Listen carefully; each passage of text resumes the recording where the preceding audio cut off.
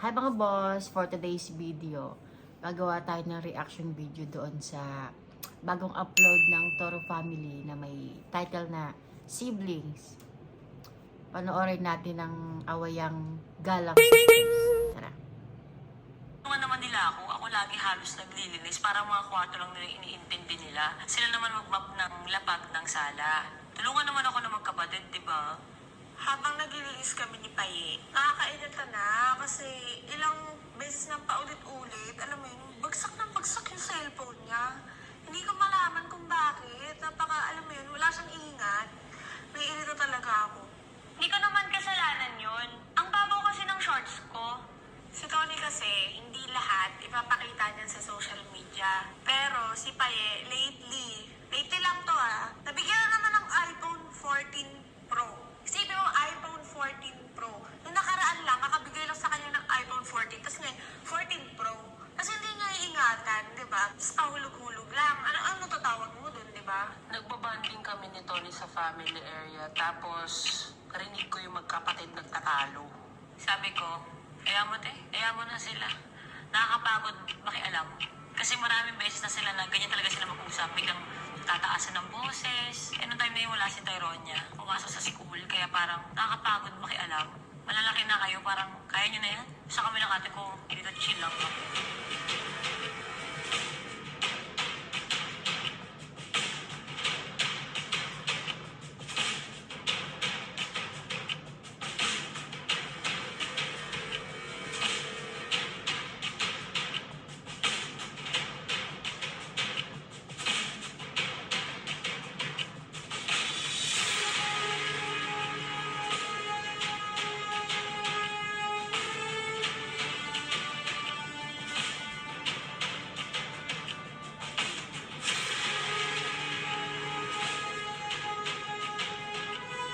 Usap na naman, nakakapagod na parang paulit-ulit. Pero ganun talaga eh. Hindi usap na naman. Explain na naman. Intindi na naman. Alam ko, hindi niya ako kailangan saktan. Yun po, pwede niya ako sino ba na maayos. Si ate po, nakatingin na po ako sa kanya, tapos bigla siyang manunugod. Sabi ko nga po, hindi nga po malalim yung bulsa ko. Ilalagay ko na lang po sa table, tapos bigla po siyang nagagaganyan. Dapat, pwede ka rin makipag-usap ng maayos. Kaya po ako, Ang mami. bago kasi. Ayun, nakikipag-usap naman na po ako ng maayos sa kanya. Siya po, nagtataas na po siya ng boses. Ilang beses na po siyang ganyan Kakausapin niya po ako na lagi siyang galit. Huwag kang ganyan makipag-usap. At yung mga mangurot, hindi na makakaano yung sapat yung ganyan ano. Kaya pinapost mo ate mo. Dapat ang ginagawa mo sa kanya, iniintindi mo lang. Bakit po ako ba, mami? Wala rin naman po ba ako nararamdaman? Nalaglago ng cellphone, nag-aaway kayo. Kung umilit yung ulo ng ate mo, dapat tumugpo ka na lang sa amin. Hindi ba patol ka pa? Nakakainis po kasi lagi niya akong ganyan kausapin. Di ba ilang beses na po pero sabihan na huwag daw siya masyadong maging nagyar. Tapos ganun pa rin po. Ano ba sinabi? Ang dami niya po pero sabi, careless ka kasi ganyan-ganyan, burara ka. Salita lang naman, hindi ka Kaya naman. nga mami, nakakairita po sa tenga. Naiinis na po ako. Pero ate mo yan. Wala akong mas maganda kausapin mo. Pinagsasabihan ka Kung bumangaan na po ako, sasaktan pa po ako. O hindi mag-usap kayo. Kasi yan walang solusyon dyan kundi mag-usap kayo maayos. Kausapin mo yung ate mo ng maayos, kung pakumbaba ka, kung mas mataas na siya, apuin na, dapat ikaw, tubig ka lang. Kakakalma ka lang, hindi mo pwedeng parang siyang galit na galit. Pumapatol ka na sa ate mo? Ganun na? After all, meron ka na? Nag-rebelde ka na ba? Porque kaya mo na, malaki ka na? Usapin ko na lang po. Oo, usapin mo na lang. Kasi kami ni Ate Marie, ganyan din kami. Nag-uusap din kami. Ako nga kahit mali ako nagsusorry. Kasi ate, ako old school ako binabalid yung Alam niya ganun talaga, hindi talaga mawawala yung ganyang awayan sa magkapatid, diba? Pero alam niya, hindi ko alam kung applicable pa rin yun sa ngayon. Pero nung time namin, laging sinasabi ng mama namin kapag nag-away kami, dapat yung mas bata yung magpapakumbaba. Tsaka, alam mo, naiintindihan ko si si Papi. Siguro, inaatake lang siya ng postpartum niya kasi po, hindi talaga biro ang postpartum eh. Tara, tuloy natin. feelings mo, valid yan. Pero kausapin mo yung ate mo. Ay, pag-usap ka ng maayos pa Hindi ako sasama sa'yo. Kausapin mo ng maayos yung ate mo. Magpakumbaba ka. I-chill nyo. Sabi mo sa kanya yung point mo. I-ano mo lang. I-point out mo lang na maayos ate kasi kanina ganito na i-stress na po ako ganito ganyan. Kumalma ka kasi kung galit na yung isa, papatulan mo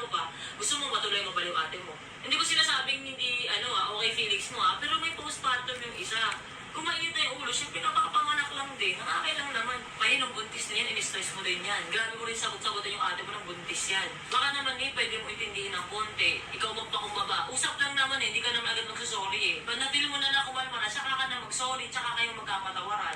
Kasi kung ako si Ate Marie, ganyan din gagawin ko. Ano, galit mo ate mo? Siyempre ate mo. Puro pride tumiiral sa inyo.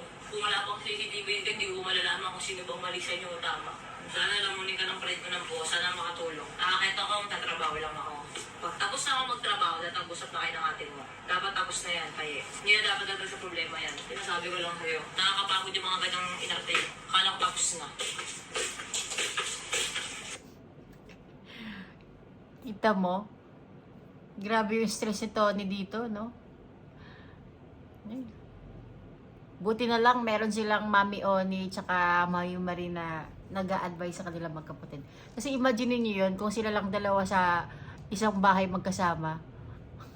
What more ang pwede mangyari, di ba? Wala talaga ako sa mood. Kasi nga nung umaga na yun, umiyak ako kasi naalala ko na naman yung lola ko. Naghahanap ako ng panali sa buhok. Tapos nakita ko yung yung tinabi niya. Tingnan mo, naiiyak ako ngayon. Nasabi niya sa akin, kaya ako tinatabi tong tali na to para may magamit ka. Tapos nakita ko.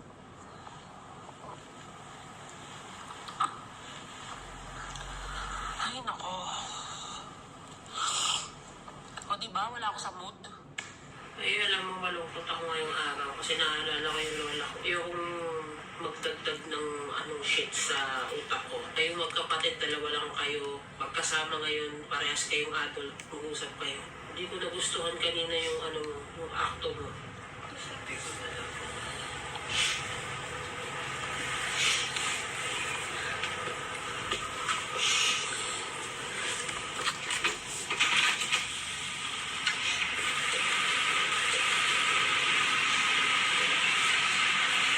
Oh!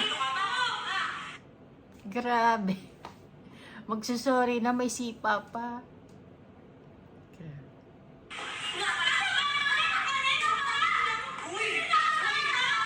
Uy, tumigil kayo dalawa. Ano ba? Oh my God! Shit! Uy, putang ina! Oy! Kanina ka pagkago. Tumigil kayong dalawa. Tumigil kayo dalawa.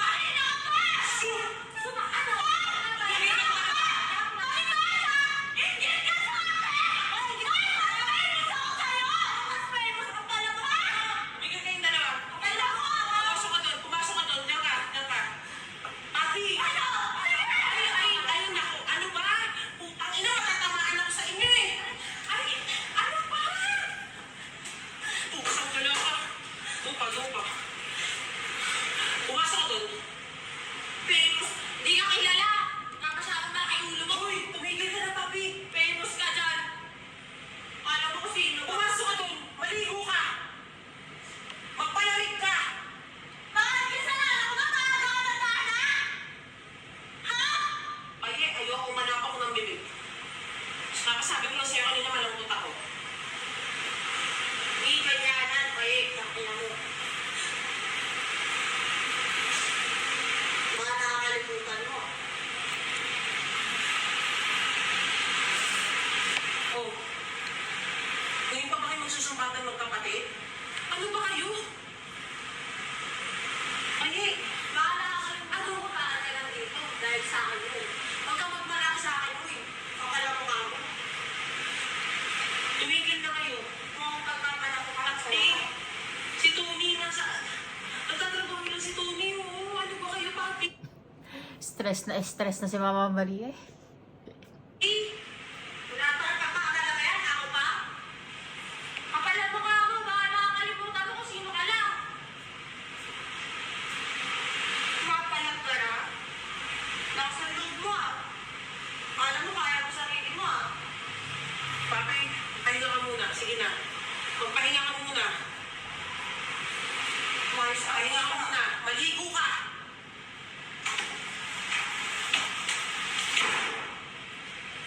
Baka sabihin mo, Tony. Ano ba yung pinawisan ako sa inyo? Ano na naman to? Sobra na yan, Mama. Anadir, usap na naman kayo ni Tony tsaka ni Papi. Hindi Hindi niya ako kailangan saktan, Mama.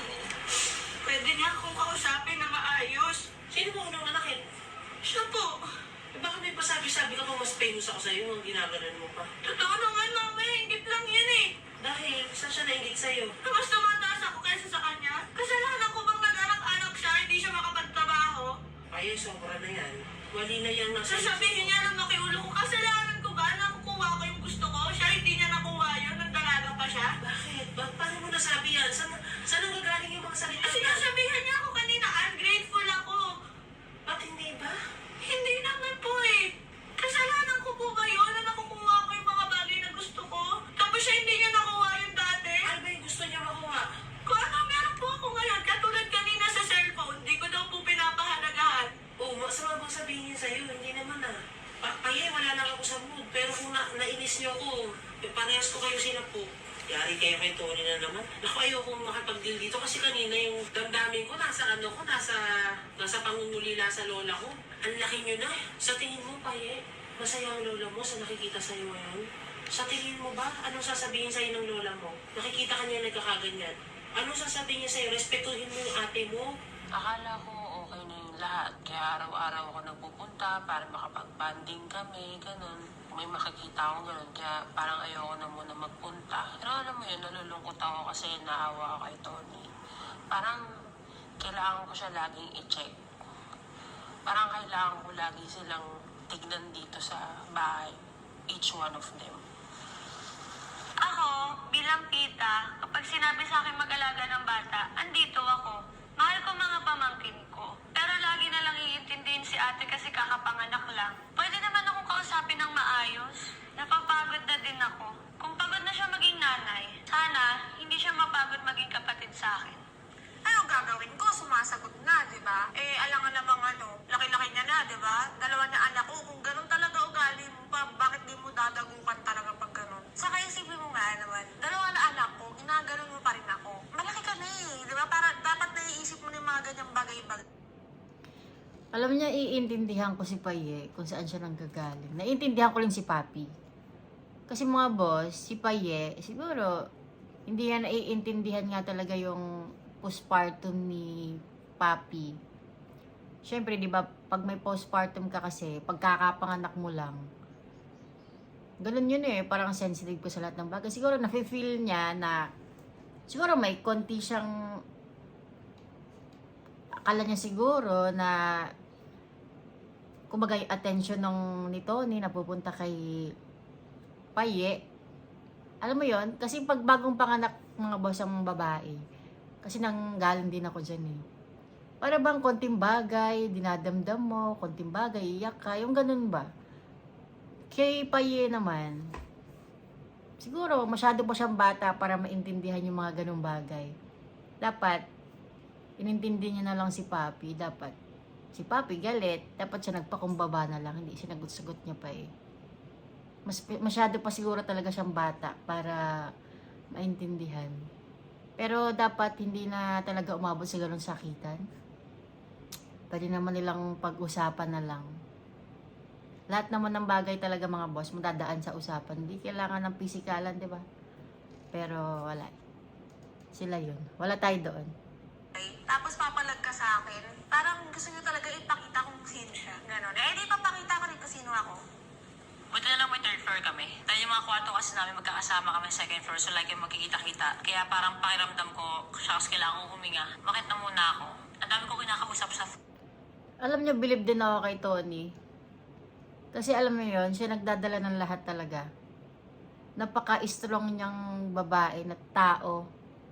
Alam mo yun, para karguhin niya ang problema ng buong Toro family. Tapos andito pa yung dalawang magkapatid, rambulan ng rambulan. Grabe, bilib ako sa kanya mga boss. ang dami kong iniintindi. Kasi nga, pinaghahandaan ko nga yung darating ko na music video. Wala akong kaalam-alam na nag-abot na pala silang magkapatid. Parang malingat lang kami ng tingin. Hindi lang kami nakabantay para mag-aabot sila mag-aabot. Sobrang punong-puno na sila sa isa't isa. As in, ang lala, halos araw-araw kayo sila mag-usap. Kaya si Paye, tsaka si Fabi, sa totoo lang pinaghihiwalay ko. Kaya paulit-ulit kong pinupush na lang si Paye, alam mo, doon to ka mo sa Fab. Kasi hindi niya kayang matiis na yung ate niya, laging dahilan, kapabanganak lang daw. Si Papi naman, hindi niya matik na ang bata pa ni Paye at halos kapabalik pala sa atin Diba, ni Paye sabi at ko hindi nga. pa natin siya natuturuan. Lumaki siyang walang magulang eh. Masasabi ko na lang, buti, di kami ganyan ng ate ko. At buti wala si Tyronia para makita yung mga ganong actions nila. Yung mga inuugali nila na ewan ko kung kailan mapuputol. Nakakapagod sa totoo lang.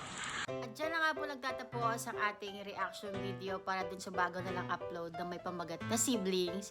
Kung gusto nyo po mapanood ang full video, punta lang po kayo sa channel nila. Thank you! Bye-bye!